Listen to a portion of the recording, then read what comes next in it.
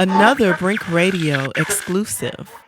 What's happening, everybody? Of course, it's your host, Brink Young, coming straight out of them South Memphis slums, and you are listening to Brink Radio right here on 96.3 FM. Talk about bumping 96.3 because you know Brink put the B in bumping. Look, we got tremendous guests on the show tonight. Now, I'm going to be honest, this is actually my first set of chefs on the show. Now, of course, I got to run down some of their illustrious catalog. We're talking about these. This couple has a Spinach Artichoke Dip sold in over 300 Walmart stores regionally. They were featured, Chris, he was featured on Food Network's hit series Chopped.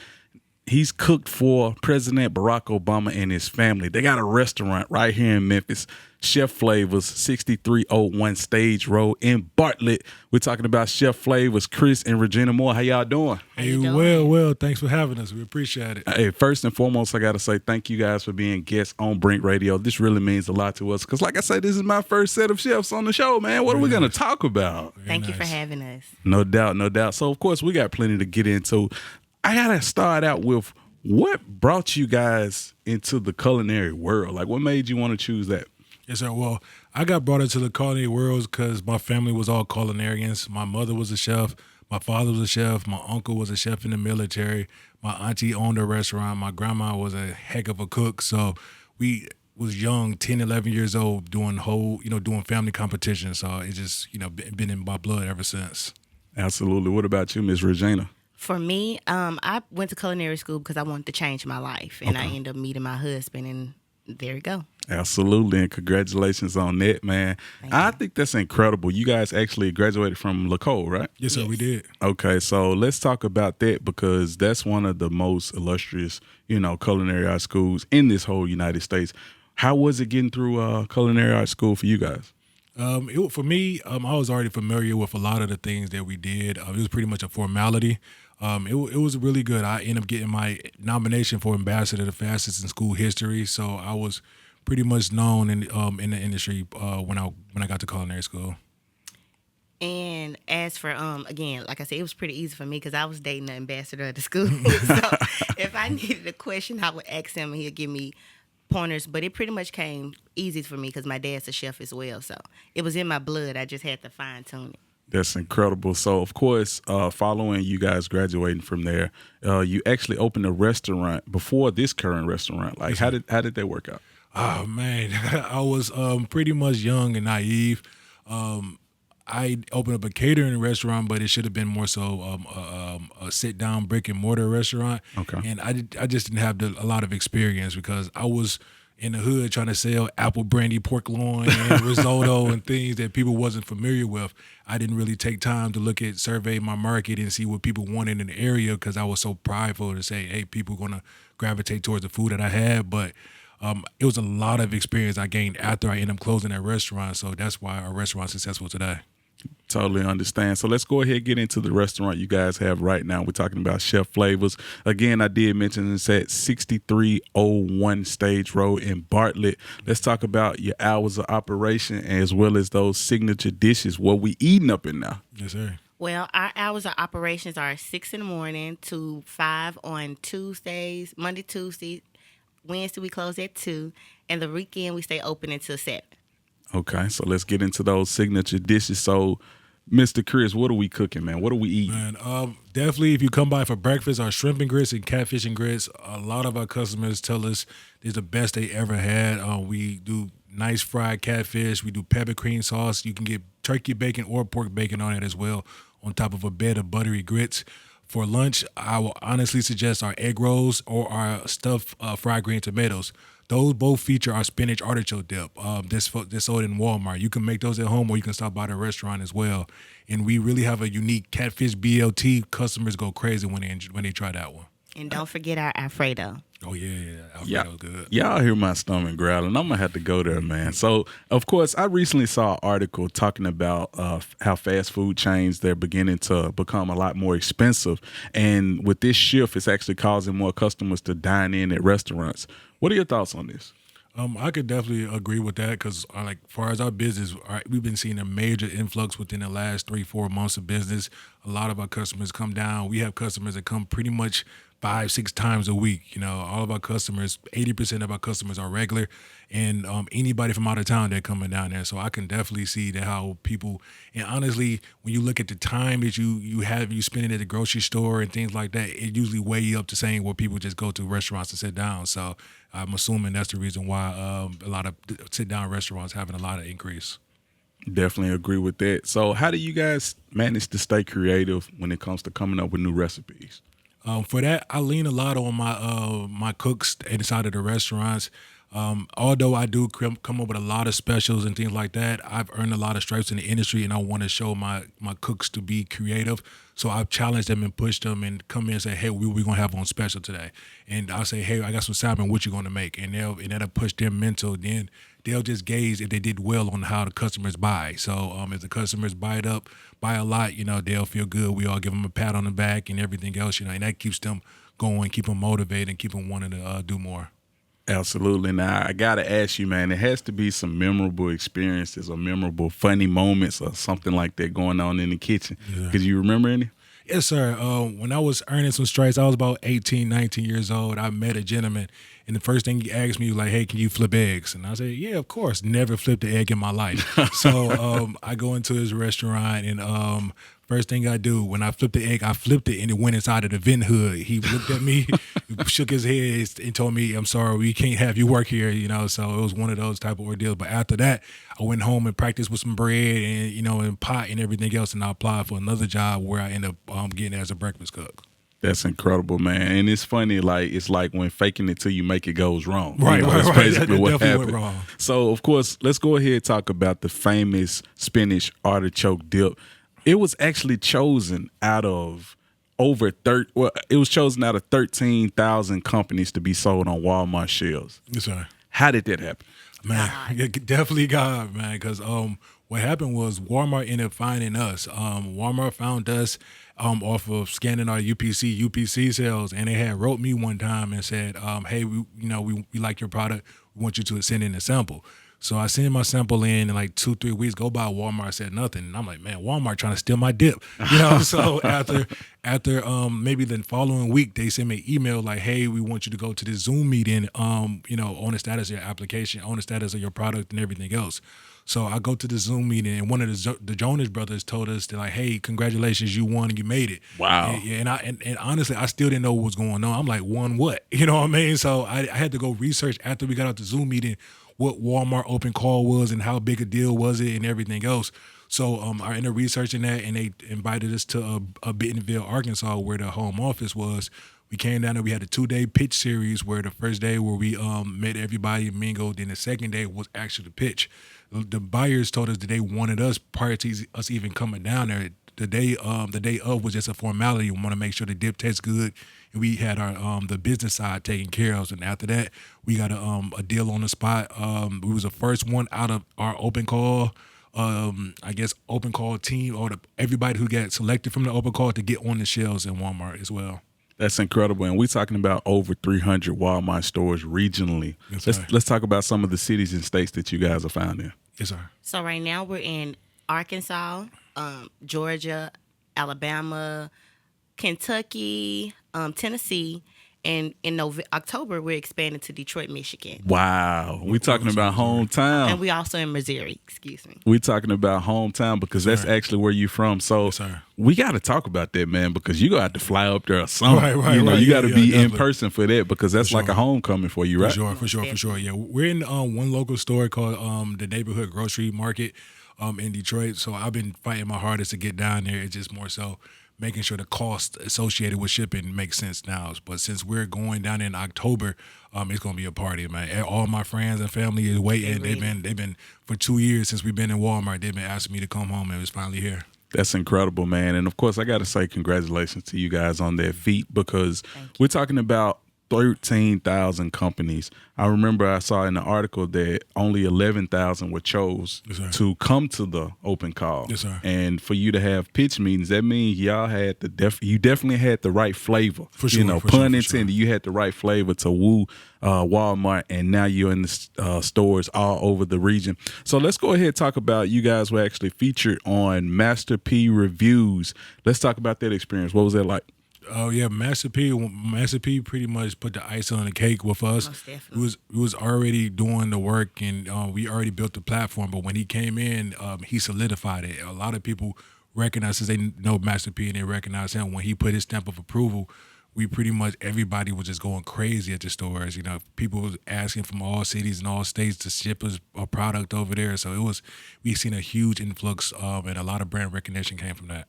And the incredible thing about that, like, I saw a video where Master P tried it, and it looked like he fell in love. Yeah, He messed it up. The man was finna eat his fingers off just about. Yes, sir. He actually asked us to send more product to him as well too. So we sent him maybe 3-4 more dips afterwards, just for his own personal use. So it wasn't a promo or anything like that. But he thoroughly enjoyed it. That's incredible. So definitely shout out to my guy, Master P. Legendary. Hey, you know what time it is with that. So I got to ask you, like, how difficult is it to get a product on store shelves locally and nationally? Because that sounds like it's challenging. It's a little more easier locally. Okay. You go to talk to the manager, the director of the departments, and they place you in a store. Walmart is a different breed. Yeah. Yeah. You got to go through so much paperwork. You got to go through all the processes. You got to make sure you have certain insurances. It's just a lot of stipulations with Walmart. So I just say, if somebody want to put a product out, start out locally at their local stores and work your way up, because it's a whole different beast. Mm-hmm. Absolutely. In fact, when I did our business plan for Chef Flavas, I told myself I wasn't going to get into Walmart for 5 years because I knew the process was super hard. But they ended up finding us, and we ended up getting a phenomenal food broker called Next Phase, and they helped us guide us through the process. Because before I got with our food broker, nightmares every day, you know what I mean? Just worrying about if I'm going to be able to do what I got to do to get it done, because the process, they give you 12, 13 different steps, and you got to talk to maybe 30, 40 different companies to be able to get the things taken care of. So Paperwork about this big. Wow.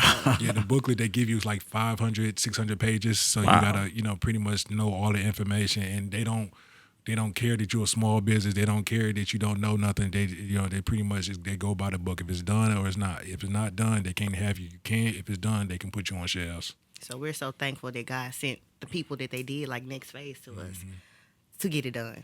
Absolutely. And I got to ask, do you guys ship at all? Because there's probably going to be people all over the country watching this, and they're like, you know what? I want some of that too. Do you guys ship? Started shipping. Okay. Yes, sir. We just recently started shipping, maybe about 2-3 weeks ago. It was a little tough because the price point when you ship in, you got to buy ice pack and shipping, and the shipping cost is very expensive. We didn't kind of want to pass it to customers, but we found pretty much a loophole that's going to help us ship out. That helps us ship to customers now. You just got to order more than 2 and 3. There you go. Yes, sir. There you go. Make sure y'all do that. So, of course, we got to talk about being featured on Food Network's Chop. Now, that's actually now streaming on Max. So if you guys want to catch my man Chris on there, that would be season 41, episode 10. This episode is called Squab Goes. I never even heard of squab until I watched this, man. Yes, sir. What is a squab exactly? A squab is pretty much a pigeon. Yes, Okay. Sir. Yes, sir. It's pretty much a pigeon. Yeah, it was. That was a mug. I was a little bit younger when I went in there, but it was a good. My experience. husband would have won. His mom had just passed that year, and he cut his hand on a knife that I bought him. So his mind wasn't in it. But when he go on redemption, they was scared. Yeah. They were scared. And of course, I think that episode was so inspiring to watch because I feel like it teaches people that one no don't stop no show. Absolutely. definitely. You know, Absolutely. because they loved it, but I think it may have been, they were saying it was undercooked and all Yes, that sir. type of Yes, stuff. sir. But Yes, sir. obviously, you had a protocol that Yes, you sir. had to Absolutely. Absolutely. cleanliness and all of that. So that's what prolonged it. But like I say, one no don't stop no show because eventually you actually coordinated for the Obamas. Yes, Wait sir. a minute. Yes, sir. Absolutely. Yes, sir. And that was a crazy thing because the individual, the recruiting coordinator, has seen my episode on Chopped and ended up getting in contact with the network to get my contact information. So they called me in maybe like June or July, they said, hey, we want you to be here in 2 weeks. And it was in Martha's Vineyard, so they called me a job for Martha's Vineyard. I'm like, okay, let me go check it out and see what's going on. I had no idea how many high profile clients they have. Then that same year, Obama's bought a house for like $20 million, like 15, 20 minutes down the street from me. Wow. So they came down there frequently, and I was requested chef, whenever they came down there. That's incredible. So, do you remember what was on the menu that night? Yes, sir. They had a lot of seafood. They ordered our Supreme Seafood Tower with oysters, lobsters, crabs, clams, mussels. Then they also ordered mussel frites. That's mussels with a white wine reduction and truffle French fries. They also ordered some like a salmon. It was real light. They didn't order no beef. Order any chicken as well too. It's all seafood. Now, of course, we talked off air, and you told me that that's actually been on your bucket list since like 2008 when he actually became a president. Let's talk about that, man, because that's incredible, be able to realize that dream. Absolutely. As soon as he got into office, I told myself I'm gonna cook for him, and it was so surreal because like after my mom passed in 2016, every single door that I had was locked. It got unlocked afterwards. I got on Chop maybe a month and a half after she passed. I was able to cook for the Obamas, able to get the Walmart deal, open up the restaurant. We have another food truck, and my mama was the first chef that I trained up on her. So it seemed like I'm riding my life through her life through through her. Well, she riding her life through me.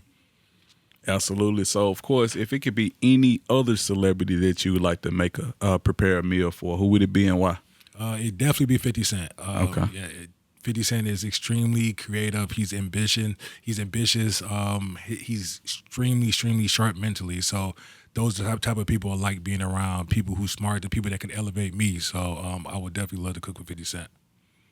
I remember we was talking off the air and you said something about Kevin Durant, man. I said that he should cook for Kevin Durant because they look like twins. They brothers. I can see the resemblance, man. That's so right. Kevin, if you're out there, if you're leaving Phoenix or even if you stay in Phoenix, hey, holla at my guy Chris Moore. He go hook you up. He go chef it up for you. So you did mention, growing up, in a family that was very skilled with culinary artists. I read that your first meal or the first thing that you cooked was peas and carrots. Yes, sir. Absolutely. Age 11, right? Yes, sir. Man, I've been fighting my mom since I was maybe 8, 9, but she's always told me I was too young. Then for a week straight, I was telling Mom, can I cook? And one day she kind of almost let me cook, but she didn't let me do it. Then the next day, I begged her, cried, pleaded, and she's like, okay, you can cook peas together. My brother made hamburger helper, and I cooked peas and carrots. But I'm telling you, that was the best peas and carrots in America. I put my sugar and my butter, seasoned that bad boy out. I was super proud of it, and she could not keep me in the kitchen after that. Every time I'm cooking, before she come home, I got food cooking. I remember 11 years old, I was probably like going on 12, cooking whole lemon garlic chickens and barbecue chickens. And like since my mom had a catering company, I was always behind her, helping her washing dishes, paying attention to what she was doing. So ever since then, I told myself I'm going to be a chef, and I didn't have any other career path that I wanted to go to. Let me ask you this, like how much of that added discipline to your life? It added a whole lot of it because for me, I'm not going to say in my mind when I was a kid, it wasn't necessarily discipline because this is just life for me. This is just what I felt like it was right, and that made me want to do everything I can to be the best in this industry. When I was maybe 15 years old, I told myself I'm going to work under, a lot of chefs just so because I knew I was going to have my own restaurant. I was going to have my own industry. So I wanted to learn up under every chef, every manager, every person who had any clout in the industry just so when I have mine, I know I better have the knowledge to be able to apply it. And it's been coming to fruition today.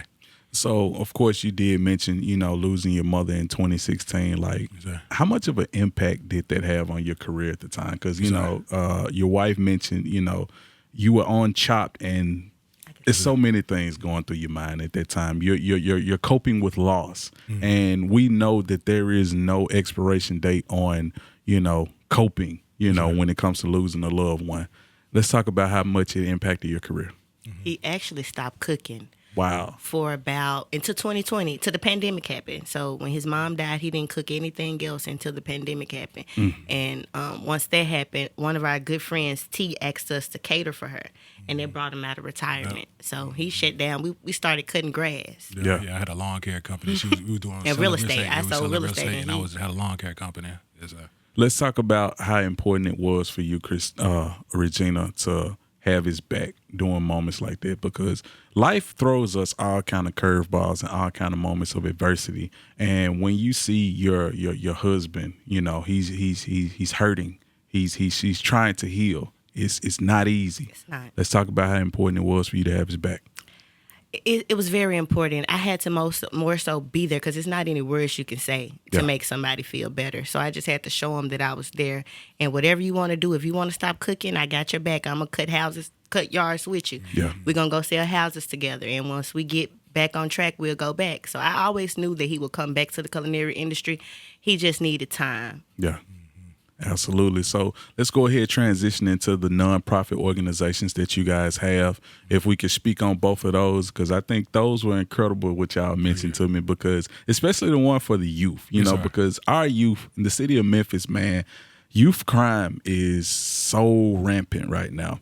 And everyone always say there's nothing for them to do in this city. You guys are providing something for them to do. Let's talk about it. Yes, sir. Well, our first nonprofit is called Planting Seed. We call this a youth intro to adulthood program where we educate kids on what they're going to experience as adult. So we talk about agriculture, we talk about health and wellness, talk about economics, entrepreneurship, etiquette, leadership, and professionalism. Those type of things we feel like students should know before they get to adulthood, because I know when I was coming up, nobody really held my hand and showed me and say, hey, this is what it's going to be like, or don't mess your credit up because you ain't going to be able to get that car at a good interest rate, or don't mess up such and such up because you ain't going to get that house, or things of that nature. And since I've noticed myself go through those things, I don't want our kids to go through the same exact thing. So we're doing our best to be able to educate kids as much as possible so they don't have to go through the hard that we did. We're basically trying to break the words of getting it out the mud. Yeah. Everybody shouldn't have to get it out the mud. We need guidance, and once we guide our youth, they'll make better adults. I definitely agree with that. What ages are you targeting with this program? From 12 to 17. Okay. All right, and then for more information, how could people get access to you it? You can email us at plantingseed@yahoo or chefflavors@gmail.com. Okay, and you did mention there's another nonprofit that you guys have, right? So we to show the children how to use food that's in their refrigerator. A lot of our moms, they're busy, they're single moms, they're at work, and they don't have enough, and they have plenty of children. So we're trying to show the older children how to take food in their refrigerator, repurpose it, and feed themselves as well as their parents, and kind of cut the stress on them as well. That's incredible. See, we needed that when I was growing up, because I was definitely a latchkey kid. My mom was at all three of her jobs. So Right. I wish that was around in the 90s when I was growing up. So let's talk about, like, outside of, you know, the restaurant, outside of cooking. What are you guys doing in your spare time? Any hobbies or anything, or what? Well, we read, we traveled a good amount of time. To be honest, for the last maybe 2-3 years, it's been all work, very little play. So we go out to kind of rejuvenate, take trips for ourselves. But pretty much reading, I have 4 kids. We have 4 kids in total, but 3 living with us right now. And that's a lot, that's a whole thing in itself. So, we just try to do kind of, pretty much where the wind take us, if we have the time, So if it's a concert or if it's somewhere we can go there, we feel like we can be able to stress or, release some stress, we more so be a part of it. Are any other children in the kitchen yet? No, Yes, not yet. Actually, Everett. Oh, in the kitchen? Okay. Yes, our youngest son. Okay. He's in the kitchen. He's going to be his daddy junior. He Okay. should have been Chris Jr. because he loves, every time I cook, he asks me, Mom, can I cook? So, yeah, we do have a junior chef. Yeah, he definitely developed into the kitchen. I just about kid. Oh, no. No. We ain't got no more kids in this kitchen. Right. I said, no. No buns in the oven. Yes, No sir, buns yes, in the sir. oven. Now, it was one thing on your guys' menu that I saw, and I'm going to have to pull up and try that. What's up with that banana pudding?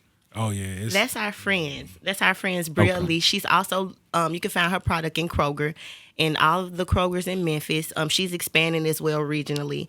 Elise Desserts. Look her up. And she also has a storefront on next door to Moe's Okay. by the University of Memphis. Okay. All right, so like I said, I'm definitely going to have to pull up for that. Absolutely. You guys did mention that you are in the process of starting a food truck coming Yes, sir. soon, right? Yes, sir. Yes, sir. Yeah, it's we have it already ready. We just gotta put a tire on there. We have a few individuals that want us to pull to their like schools and a few jobs and everything else. So yeah, that's gonna feature. Initially, we're gonna do like a breakfast express. Then we're gonna branch out to lunch. Breakfast Express sounds amazing. Yes, sir. I definitely, Yes, sir. let me know where you go be at. I'm pulling up for that because Yes, sir. Absolutely. I like that. But of course, I definitely want to patronize the brick and mortar store because Yes, I sir. think that's important, especially with black owned businesses. You know, we definitely have to lift each other up. Go ahead, let the people know all of your social media as well as the website. That way they can contact you for anything. You can find us on social media as Chef Flavas on all platforms. Our email is chefflavas@gmail.com or admin@chefflavas. And what was the last one? That's it. That was it. Are we good to go? Yeah. Look us up on social media or Google us, Chef Flavas. This is my favorite part of Brink Radio. You know, we got listeners, and on YouTube, we got the camera people watching. So I got to say this. This is your time to let the listeners know, let the viewing audience know why they should pull up and support your restaurant, as well as why they should pull up at Walmart and get some of that spinach artichoke dip. Go. Well, every dish you're gonna taste is flavorful. We have a lot of customers who always tell us this is the best food they ever had. We don't like to just push out anything just because anything we serve to you is gonna be pride. We serve you food like we want to eat it. If we know our hash browns to be crispy, we want our bacon to be hot. When we do this, we want our fries to be hot. So we ensure that our customer. I don't care if our customer. If our cooks throw away food if it's not right, you know. So I tell them all the time, if it's not right, do not serve it at all. Make sure when you put it out, make sure that it's 100% good and you're gonna love it. So I embedded that in their head, and that's what the customer get to experience: great, top-notch quality food. I love it. And Go for ahead. our dip, we like to say restaurant quality, grocery store convenience. It's very flavorful.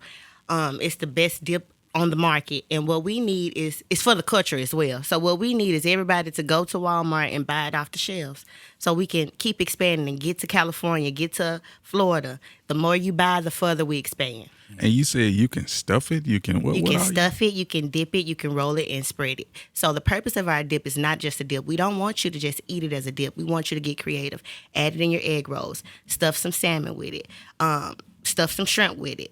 It can go on chicken, steak, or beef. So you can do a lot of different things with it. Chicken, steak, or shrimp. Hey, I'm loving it. I'm loving it. Like I say, you guys make sure y'all patronize these beautiful people because, I mean, they got a lot of care in what they do, you know, and their customer service is very important, and they're definitely meeting the needs of the customers. So become one today. I got to say thank y'all for being guests on the Thank show. you. It means a We lot. appreciate Thank it. you for Thank you having so much us. for having us. No doubt. With that being said, now back to Brink Radio. Don't move.